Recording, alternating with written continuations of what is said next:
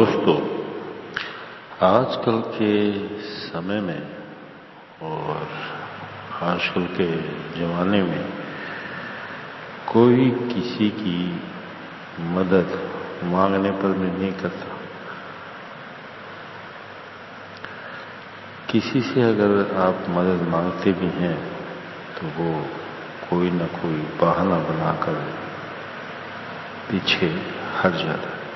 लेकिन एक औरत को बिना मांगे ही मदद मिलने लगी, मना करने पर भी मदद मिलने लगी। वो कैसे? ये मैं आपको आज वाली कहानी में बताऊंगा। जरा ध्यान से सुनिएगा दोस्तों। एक पहाड़ के पास एक धनी जमींदार रहा करता था। उसकी पत्नी बड़ी कामकाजी थी। दिन भर तो वह घर का काम करती ही रहती, वह आधी रात तक जागती भी और घर भर के लिए सूत काटती। वह समय सूत ठीक करती और करके पर कपड़ा बुनती। इतना कुछ करती इसलिए वह कभी कभी बुरी तरह थक जाती। तब भी वह जैसे तैसे काम करती, काम करना ना छोड़ती। एक दिन जब रात को सब सो गए तो जमींदार की पत्नी चरखे के सामने बैठी बैठी सूत काट रही थी। जितना भी करो ये काम कम नहीं होता है, कोई आकर मदद कर दे तो कितना अच्छा हो, उसने सोचा। तुरंत उसे ड्योढ़ी पर किसी का किवाड़ खटखटाना सुनाई दिया। जमींदार ने चकित हो सोचने लगी कि कौन आया था। उसने जाकर दौड़ा किवाड़ खोले। कोई बोली स्त्री जल्दी जल्दी अंदर आई। चरखे के सामने लेटकर बड़ी तेजी से चरखा चलाने लगी।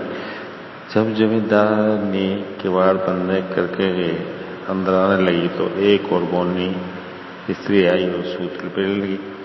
इस तरह एक के बाद एक 5 पौनी स्त्रियां अंदर आई।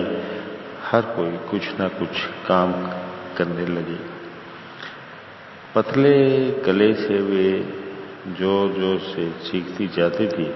एक ने सूत काटा, दूसरे ने उसे लपेटा, तीसरे ने उस पर मार लगाई, एक और करघा चलाने लगी। एक ने भट्ठी में आग लगाकर उस पर एक हंडे में पानी रख दिया। उनके शोर से सारा घर गूंज रहा था। जमींदार ने घबरा गई कि ये शोर सुन उसका पति जो एक कमरे में सो रहा था उठेगा और चिल्लाएगा, झुंझुलाएगा। पर वह इस तरह सो रहा था जैसे किसी ने बेहोशी की दवा दे दी हो। वह ना उठा। ये देख जमींदारनी ने सोचा कि कहीं ये सब यक्षिणियां तो न थी। लोग कहा करते थे कि पहाड़ों पर रहा करती थी, पर उन्हें किसी ने ना देखा था, क्योंकि यक्षों में कुछ असाधारण शक्तियां होती हैं, इसलिए लोग उनसे डरा करते थे। जमींदारनी अब डरने लगी। इतनी सारी यक्षिणियों में वह अकेली रह गई थी। उसने सोचा कि उनका शोर शराबा सुनकर यदि सब उठकर आ गए तो पर अब क्या किया जाए। परंतु कोई भी ना उठा। सब घोड़े बेचकर सो रहे थे। इस बीच यक्षिणियों ने उसे यूं ही न छोड़ा। किसी ने पानी मांगा, किसी ने कहा कि भूख लग रही थी, कुछ बनाने के लिए कहा। जमींदार ने रसोई में जाकर भट्टी जलाकर कुछ बनाने लगी, पर वह बनाती जाती थी, वह खाती जाती थी, पर उनकी भूख मिटती न लगती थी।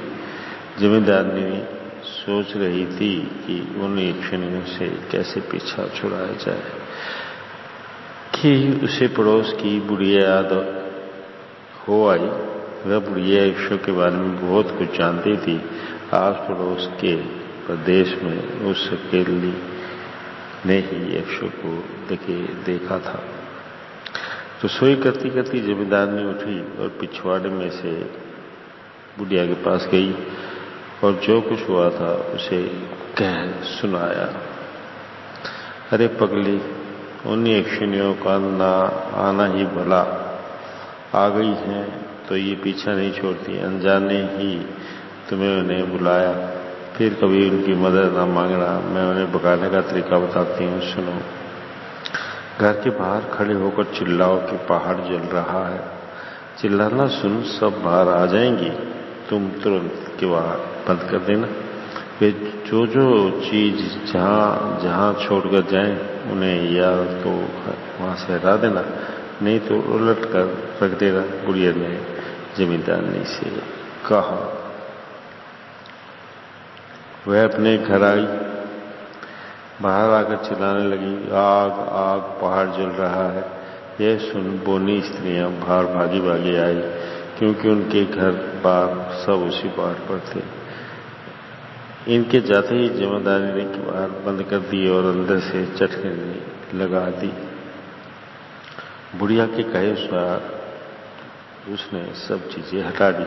यह देखकर कि उनके घर बार नहीं जल रहे थे, फिर उन्होंने आकर किवाड़े खटखटाए, परंतु जमींदारनी ने किवाड़ ना खोले। वे इतने में बाज न आई, अरे तकली, किवाड़ा खोलो, करघे दरवाजा खोलो।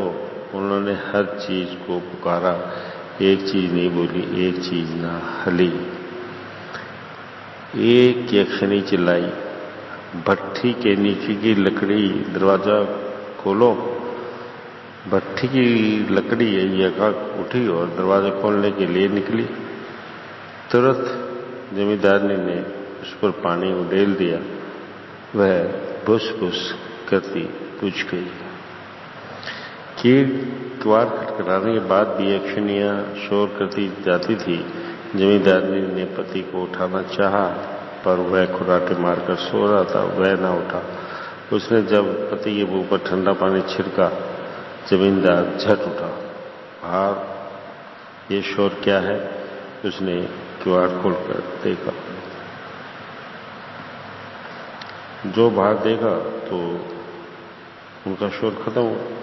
यक्षिणी अपने घर चली गई। फिर कोई उनके घर ना आया, उन्हें किसी ने ना देखा। तो देखा दोस्तों, मना करने पर भी मदद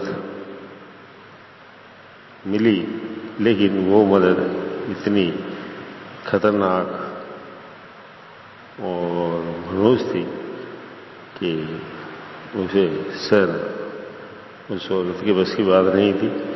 तो आप भी ध्यान से और सोच समझ कर ही किसी के मना करने पर भी मदद लीजिएगा।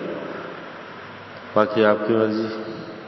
मैं फिर मिलता हूं आपसे जल्द ही, इंतजार कीजिएगा।